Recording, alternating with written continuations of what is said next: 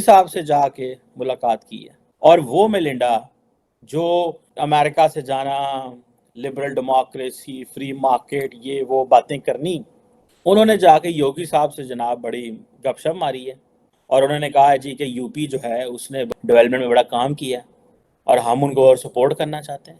अब योगी साहब जो हैं वो, अब देखिए ना, गेट्स फाउंडेशन जो है वो कहती है हम और पैसे लगाएंगे वहां से गुर्बत खत्म करने के लिए और इस तरह की चीजें करने के लिए। ये देखिए, एक तरफ वो सैफरॉन कपड़े पहन के योगी साहब बैठे हुए हैं और ये तो कहा जा रहा है कि जो योगी साहब हैं is the next prime minister of India. शायद अल्टीमेट गोल जो है वो यही है कि प्राइम मिनिस्टर मोदी जो है ये एक सॉफ्ट फेस रहेगा इंडिया का। लेकिन दुनिया ने सारा एक्सेप्ट कर लिया। वो मोदी जी जिनको जो वीज़ा था वो नहीं देते थे अमेरिका। सो मुझे ऐसे लगता है कि मलिंडा गेट्स का जाना, इंटरनेशनल कम्युनिटी का इंडिया के साथ प्रॉपर्ली इंगेज कर लेना, भारत के साथ प्राइम मिनिस्टर मोदी को इसका फेस समझ ले, पाकिस्तान जो है उसको इस चीज़ की एक्सेप्ट कर लेना चाहिए। पाकिस्तान इसी के साथ सर्वाइव करना है, इसी के साथ काम करना है अगर करना है तो।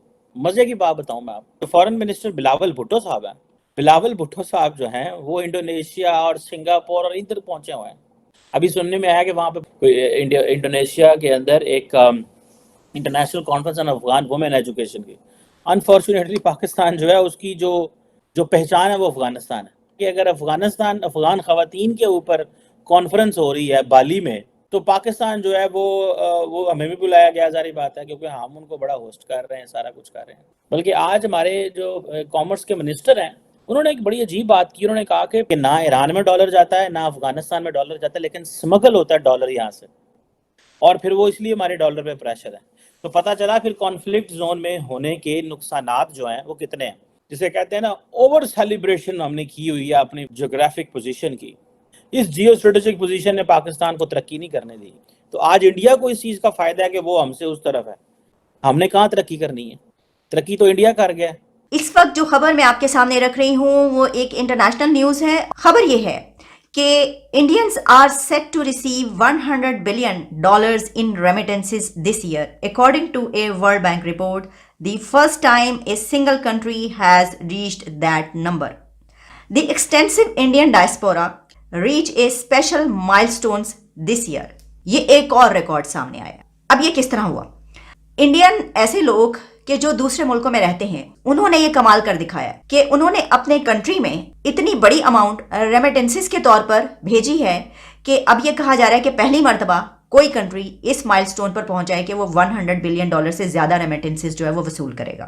तो वो इसलिए हुआ कि over the last few years the World Bank report said Indians have moved to high skilled jobs in high income countries such as the UK, United States and Singapore. जो इंडियंस हैं वो अब ज़्यादा हाई स्किल्ड जॉब्स पर जा रहे हैं। और मैंने आपसे पहले भी एक दफ़ा इस पर बात की थी कि जो यहाँ से पाकिस्तानी जाते हैं वो क्या होता है कि वो वहाँ पे ज़्यादा मजदूरों वाली जो जॉब्स, जैसे कि हमने देखा कि फीफा के लिए कतर में स्टेडियम्स बने, तो इस तरह की जो जॉब्स थे उस पर जो लोग इंडिया से जाया करते थे अब वो चेंज हो गया और हुआ ये है कि अब वो हाई स्किल्ड जॉब्स पे जा रहे हैं। कि 2022 की वर्ल्ड बैंक की रिपोर्ट है जो रिकॉर्ड तोड़े हैं भारत में फॉरेन रेमिटेंस के 100 बिलियन। और जब मैंने वो रिपोर्ट पढ़ी है, वजह क्या है? आपकी जितना यहां से बंदा बाहर जा रहा है, नेपाल जा रहा है और ज्यादा सऊदी अरब जा रहा है, ग्रीस और यूनान जो जा रहे हैं, बचे वो पैदल जा रहे हैं। नेपाल में भी highly qualified Indians going to the rich countries and their pay scales is very high. और हमारे जैसा बंदा बात करे कि उनसे कुछ सीख ही लो तो फिर कहते हैं ये पाकिस्तान बैशिंग है। तार साहब, भारत के अंदर तो देखें तो नरेंद्र मोदी साहब जो हैं वो इंतहाई पॉपुलर हो गए हैं। 7वीं दफा अपनी जो होम स्टेट है उनकी गुजरात, वो जीत गए। चीमा साहब, गुजरात में मोदी साहब का जीतना कोई नई खबर नहीं थी, बल्कि पूरे इंडिया के अंदर मोदी साहब का जीतना मेरे लिए कोई न्यूज नहीं होगी।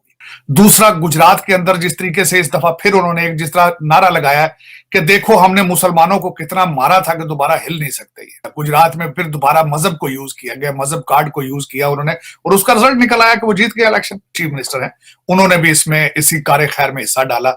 Hindustan, Bharat is a majority Hindu population, और उन्होंने इस पर रिसर्च करके इस चीज को अडॉप्ट कर लिया कि मेजॉरिटी हिंदूज के वोट लेंगे तो हमें किसी दूसरी कम्युनिटी, किसी दूसरी आबादी, किसी दूसरी पार्टी की जरूरत ही नहीं है, और उसमें वो कामयाब है। बात हम कर रहे हैं जी रिलीजियस फ्रीडम के हवाले से। हर साल इशू किया जाता है इस रिपोर्ट को अमेरिका की तरफ से। मुझे ये पढ़कर बहुत हैरानगी हुई। इस साल इस रिपोर्ट में हिंदुस्तान का नाम नहीं है, लेकिन पाकिस्तान का मौजूद है, जिसके ऊपर फॉरेन ऑफिस ने भी बात की। मौलाना ताहिर अशरफी साहब ने भी कहा कि ये अमेरिका ज्यादती कर रहा है, गलत कर रहा है, कि ये एक तरफा रिपोर्ट है और हमारे साथ इसमें ज्यादती की गई है। और उन्होंने कहा कि जितनी एलिगेशन हिंदुस्तान के ऊपर लगती है उससे कम पाकिस्तान पे लगती है। उनका नाम नहीं है, हमारा नाम है।